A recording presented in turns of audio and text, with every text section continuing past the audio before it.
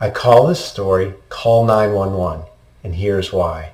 In 2005, our Oregon ceiling tile plant was experiencing high levels of downtime, and the traditional methods of reducing downtime really weren't working. So they decided to try to run a Kaizen event to look at the issues and come at it with a different way of thinking.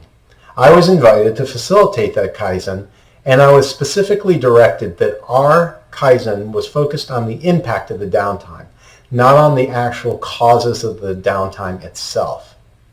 Well, this was a new approach and a new way, at least to my way of thinking, and I was quite intrigued by the idea. Working with a production manager, we identified a team of floor-level technicians, mechanics, electricians, and a couple supervisors. Our goal, again, was going to be focused on the impact of the downtime itself, not on the top downtime causes.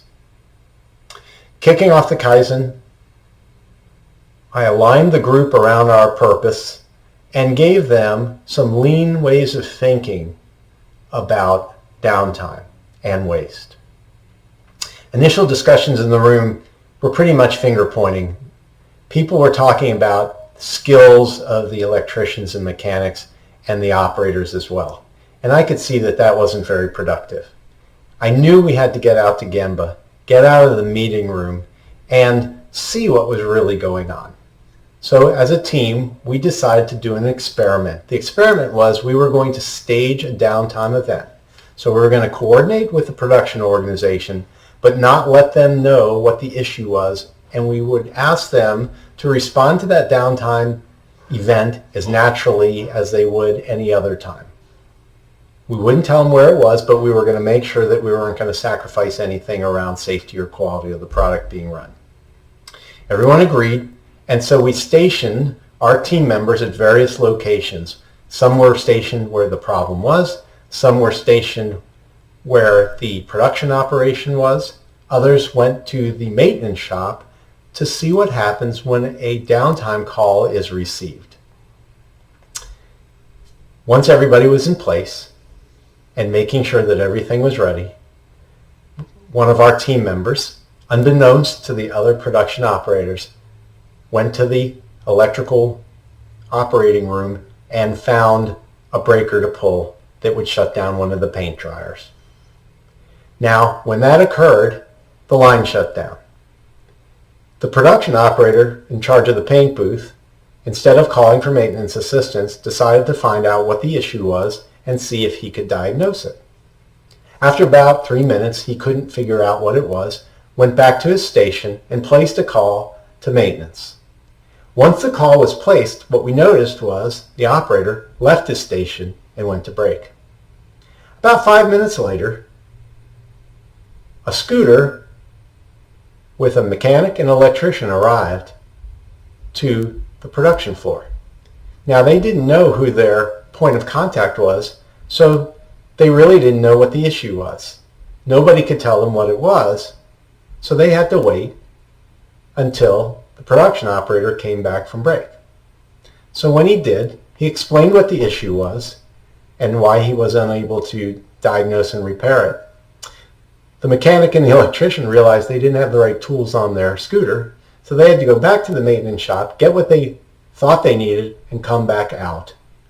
The problem was they arrived at the wrong side of the line, so they had to take their tools and equipment with them over a stairwell to the electrical operating room. Once there, it took about 5 minutes to get everything back up and running, and they basically left on their scooter. What we observed was they didn't really tell anybody that everything was ready to go and the line was ready to run. So it took a few more minutes for the line to get started again.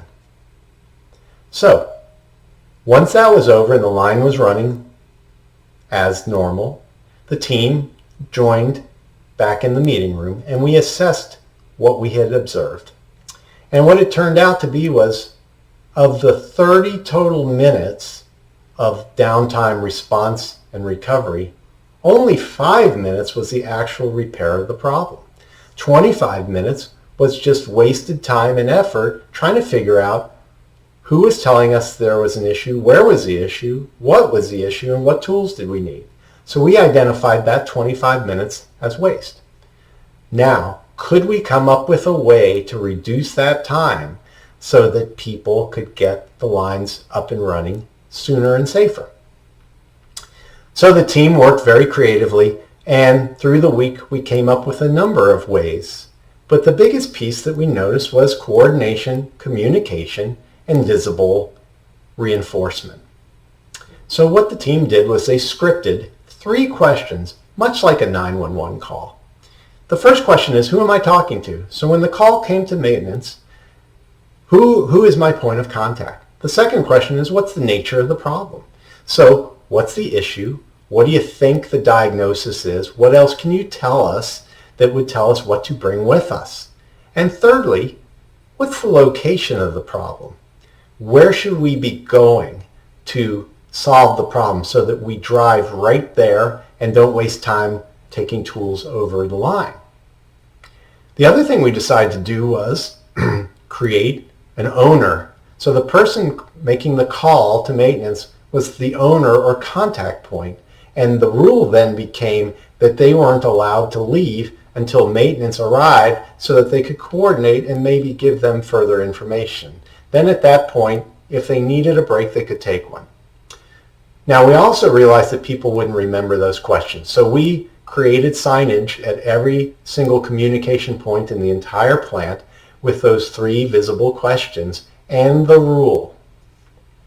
Later in the week, we tried another downtime event with the scripted questions and the rule. And what we saw was more than 80% of the wasted time lost in the first experiment was reduced because mechanics and electricians knew what to bring with them, where to go, who to contact, and they were well coordinated around their efforts. Now, over time, what we saw in performance of the plant was downtime waste was reduced by more than 50% moving forward.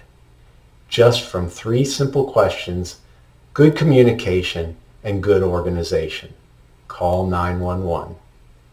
I hope this story provided you with some inspiration to revisit your own processes. I have a lot more I'd like to share. Head over to pi-partners.com to learn how I can help. And check back from time to time for more Kaizen stories.